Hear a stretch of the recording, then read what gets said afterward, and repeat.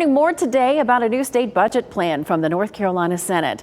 Republican leaders want to ramp up tax cuts and also enact spending cuts across state government. They're comparing it to the DOGE efforts to cut federal spending led by billionaire Elon Musk.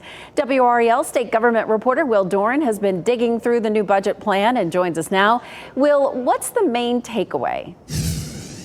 Yeah, well, there are no billionaires in charge of this DOGE plan here in North Carolina. It's got a new acronym, too. They're calling it DAVE, after State Auditor Dave Boliek, who would be in charge of making the cuts. And Republican leaders have pitched it as essentially a more careful, more deliberate version of the cuts that we've seen under Trump. But make no mistake on this, this could still lead to hundreds of layoffs within state government if it goes through. Well, we've reported plenty on long lines at the DMV, staffing shortages at prisons, all due to the struggles to hire workers. So what do lawmakers say about cutting more state jobs?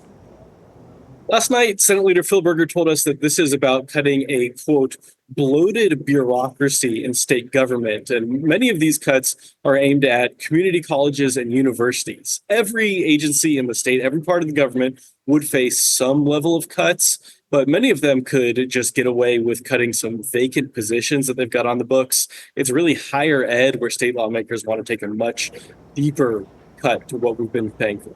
Can you quickly tell us cuts like what? Yes, the state community college system, they would be asked to cut $57 million from their budget.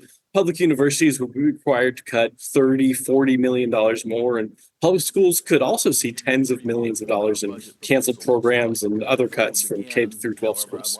All right, a lot to keep watching. Thank you, Will. And this is just the first salvo in this year's state budget negotiations. So our NC Capitol team will have plenty more reporting to come. Find all our budget coverage online at the NC Capitol section of WRAL.com.